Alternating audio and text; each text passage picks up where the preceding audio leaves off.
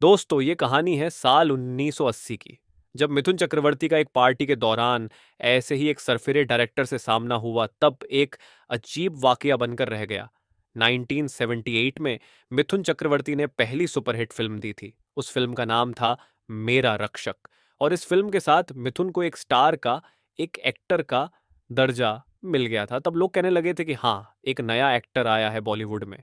इसीलिए उस दौरान थोड़ी बहुत फिल्मी पहचान उनकी ऐसी बन गई थी कि किसी भी महफिल में वो जाए तो एक स्टार, एक हिट फिल्म देने वाले एक्टर के रूप में उनका वेलकम होता था। कहते हैं ना, जब किसी स्टार की फिल्म हिट होती है तो प्रोड्यूसर और डायरेक्टर की लाइन लग जाती है। वैसे ही इस फिल्म के हिट होते ही मिथुन ने एक के बाद एक 22 फिल्में साइन कर ली। 1980 में मिथुन की बैक टू बैक 11 फिल्में आई, लेकिन सब फिल्में एवरेज और फ्लॉप साबित हुई।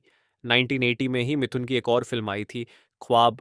शक्ति सामंता उस फिल्म के डायरेक्टर थे। रंजीता उस फिल्म में मिथुन की हीरोइन थी, और नसीरुद्दीन शाह उसमें उनके सपोर्टिंग कलाकार थे।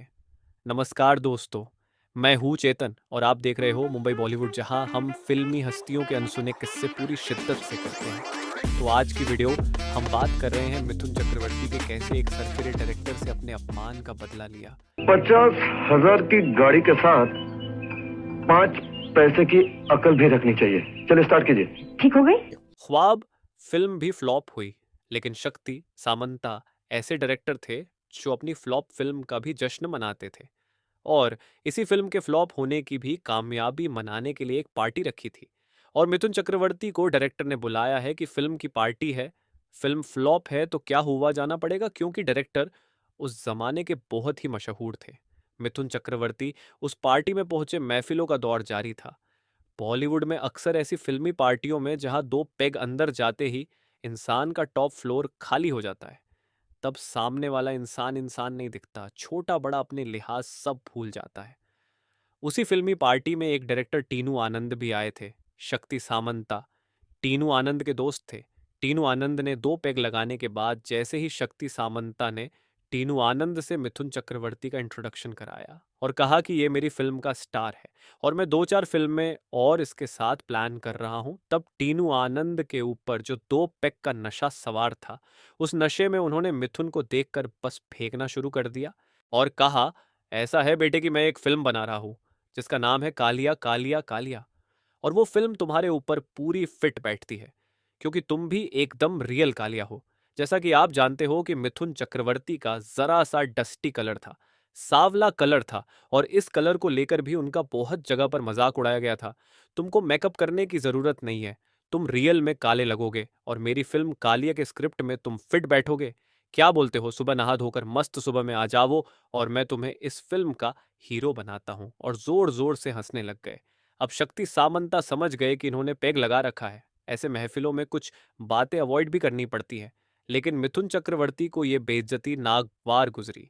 वो लपक कर टीनू आनंद को पकड़ने ही वाले थे कि शक्ति सामंता ने हाथ पकड़कर उन्हें छुड़ाया और दूर ले गए और बोले कि बेटा, ये बॉलीवुड है, यहाँ आपसे जो जितना भी नकारात्मक निगेटिव बात करे, आपको उसका उतना ही पॉजिटिव जवाब देना है। वो भड़का रहे हैं और तुम भड़क गए तो तुम काहे के स्टार। उकसाने से ऐसे भड़कना नहीं है, शांत रहना सीखो, गुस्से को पालना सीखो। ये गुस्सा ही आगे जाके तुम्हारे अपमान का जवाब देगा। ऐसा अक्सर महफिलों में होता है, आज भी होता है। बॉलीवुड में दो पेग अंदर जाने के बाद अपने से छोटे आदमी का मजाक उड़ाने में बड़ा मजा आता है बड़े लोगों को। वो महफिल, वो पार्टी तो खत्म हुई, सब अपने अपने घर चले गए। लेकिन मिथुन चक्रवर्ती के किस्मत को कौन छीन सकता है। साल निकला, 2 साल निकला, धीरे धीरे फिल्में हिट होना शुरू हुई और 1982 में जब डिस्को डांसर फिल्म आई, तो उस वक्त बॉलीवुड के कोने कोने में सिर्फ और सिर्फ मिथुन चक्रवर्ती ही थे। डिस्को डांसर एक डांसर के रूप में इतने हिट गाने देने के बाद मिथुन की वो छवि बन गई थी कि उस आंधी में सब स्टार बह गए थे। क्या अमिताभ बच्चन, क्या धर्मेंद्र, क्या शशि कपूर, क्या देवानंद, क्या दिलीप कुमार, सब स्टार की छवि एकदम धुंधली हो गई। सिर्फ और सिर्फ मिथुन चक्रवर्ती ही युवा पीढ़ी के जहन में छप गए थे। अब फिल्म हिट होते ही, स्टार बनते ही सबसे बड़ा फायदा एक्टर को क्या होता है, जनता का सपोर्ट जो मिला वो तो अलग है। उस वक्त के सभी डायरेक्टर लगभग अमिताभ बच्चन के पीठ पर सवार थे। और जो स्टार चलता है जो घोड़ा दौड़ता है। सबसे बड़ा बॉलीवुड में डिस्ट्रीब्यूटर्स का खेल होता है। डिस्ट्रीब्यूटर्स एग्जिबिटर जो पैसा लगाता है, जो पिक्चर के प्रिंट खरीदता है, वो पैसा तभी लगाएगा जब स्टार होगा, जिस स्टार के दम पर पिक्चर चलेगी। और जैसे ही डिस्को डांसर हिट हुई, सभी डिस्ट्रीब्यूटर्स ने एक झटके में सभी फिल्म के डायरेक्टर और प्रोड्यूसर्स को बोलना शुरू कर दिया कि भाई, मिथुन चक्रवर्ती अगर पिक्चर में है तो हम पिक्चर में पैसा लगाएंगे, वरना नहीं लगाएंगे जाओ। अब बड़े बड़े स्टार करे तो क्या करे, क्योंकि डायरेक्टर और प्रोड्यूसर बहुत छोटी चीज़ है, फाइनेंसेस और डिस्ट्रीब्यूटर बहुत बड़ी चीज़ है। असली पैसा वहीं से आता है, वही सारा माल बटोर के लेके जाते हैं और वही फिल्मों में पैसा लगाते हैं। इसलिए डिस्ट्रीब्यूटर जो बोलता है वो डायरेक्टर प्रोड्यूसर को मानना पड़ता है। देखिए कैसे पासा पलटा।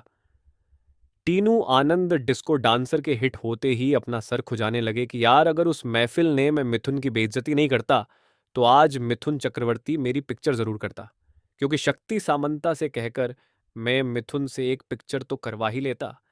टीनू आनंद कालिया फिल्म तो बना गए, अच्छा है, लेकिन एक हिट देने के बाद भी बॉलीवुड में वापस से दूसरी हिट देने के लिए लग जाती है। यहां हर शुक्रवार को नसीब बदलता है। टीनू आनंद ये इश्क नहीं, आसान की पूरी स्क्रिप्ट लेके तैयारी कर रहे थे फिल्म बनाने की। वो शक्ति सामंता के पास पहुंचे कि मिथुन को साइन करवा दो। शक्ति ने कहा, देख भाई, तूने उस दिन जो बेइज्जती की थी, अब मैं मिथुन से बात नहीं करूंगा। तू खुद मिथुन के पास जा, बात कर, माफी मांग ले और पिक्चर साइन करवा ले। क्या दिक्कत है? तब टीनू आनंद साहब सबसे पहले तो पहुंचे अपने प्रोड्यूसर और डिस्ट्रीब्यूटर के पास, और डिस्ट्रीब्यूटर ने यह बोल के भगा दिया कि भाई, तेरी पिक्चर में मिथुन है क्या? अगर मिथुन है तो मैं पैसा लगाऊंगा, वरना भाग जा यहां से। कौन टीनू आनंद, किसने कालिया बनाई है भाई? हर शुक्रवार को यहां किस्मत बदलती है। अगले शुक्रवार को फिर से वही बैक टू जीरो से शुरुआत करनी पड़ती है। लोग भूल जाते हैं कि आपने मुगले आजम बनाई है या मदर इंडिया। अब क्या बना रहे हो? उसका स्क्रिप्ट क्या है? उसका हीरो कौन है? वो चलेगी कि नहीं चलेगी? बॉक्स ऑफिस पे पैसा कमाएंगे कि नहीं कमाएंगे? इस बात पर ही आदमी पैसा लगाता है। टीनू आनंद को जब डिस्ट्रीब्यूटर ने भगाया, तो टीनू आनंद ऐसे ही बहाना बना के मिथुन चक्रवर्ती के पास एक शाम पहुंचे और उन्होंने बातों ही बातों में माफी भी मांग ली कि यार, उस दिन जो हुआ उसको भूल जाओ, ऐसा होता है, चलो मेरी गलती है, लेकिन मैं ये फिल्म बना रहा हूँ जिसका नाम है ये इश्क नहीं आसान, और ये फिल्म मैंने सिर्फ आपको ही ध्यान में रख के लिखी है, और मैं चाहता हूँ कि इसमें आप ही स्टार हो। मिथुन चक्रवर्ती उनकी बातें बड़े प्यार से सुनते रहे। उसके बाद टीनू आनंद को बोले, अब देखिए, बॉलीवुड में स्टार बनना इतना आसान नहीं है। मैं आपको एक परिभाषा बताता हूँ, मेरी बात का बुरा ना माने। नेता कितना दिमाग वाला होता है, लेकिन नेता और अभिनेता, अभिनेता यानी कलाकार जिस नेता के आगे अभी लगा हो, वो ही अभिनेता बन सकता है। मतलब एक अभिनेता को नेता से भी ज्यादा समझदार, दिमागदार होना पड़ता है, तभी वो सरवाइव कर पाता है इस बॉलीवुड में। वरना न जाने कितने आए और कितने गए। जितने अभिनेता जमे हुए हैं, उनका दिमाग किसी नेता से कम नहीं है। मिथुन चक्रवर्ती को टीनू आनंद के आने से पहले ही डिस्ट्रीब्यूटर के ऑफिस से फोन आ चुका था कि टीनू आनंद आया था, और हमने साफ कहा है कि अगर आपकी पिक्चर में मिथुन चक्रवर्ती होगा तभी हम पिक्चर में पैसा लगाएंगे, और हमारे कहने के बाद ही आपके पास आया है। देखिए, मिथुन को अंदर की बात पता थी कि डिस्ट्रीब्यूटर ने भगाया है, इसलिए ये मेरे पास आया है।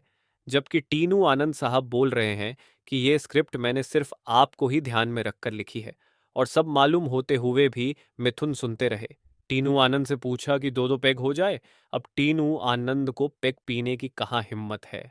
पता है कि अगर सर पर चढ़ गई तो बनती बात बिगड़ जाएगी। मिथुन चक्रवर्ती ने बिना पिलाए ही उनका नशा उतार दिया। बोले कि टीनू आनंद साहब, आप बहुत बड़े डायरेक्टर हैं, अमिताभ बच्चन को लेकर कालिया बनाई, बड़ी बड़ी फिल्में बनाते हैं, और मुझे आप कह रहे हैं कि आपको ही ध्यान में रखकर ये पिक्चर लिखी है। लेकिन बेटे, ऐसा है कि तेरे को डिस्ट्रीब्यूटर ने भगाया है कि मिथुन को साइन करके लेके आवो, तब पैसा लगाऊंगा। इसलिए मियाँ, आप मेरे पास आए हो, समझे? अरे ये बॉलीवुड है, झूठ बोलना बंद करो। बहुत छोटी दुनिया है, घूम फिर कर बातें पहुंच जाती है। अब ऐसा है, इस पिक्चर को उठाओ सरकार, आप यहाँ से जाओ, मैं आपकी पिक्चर नहीं कर सकता। आपने तो मेरी बेइज्जती की थी, लेकिन मैं बड़े इज्जत से बोल रहा हूँ।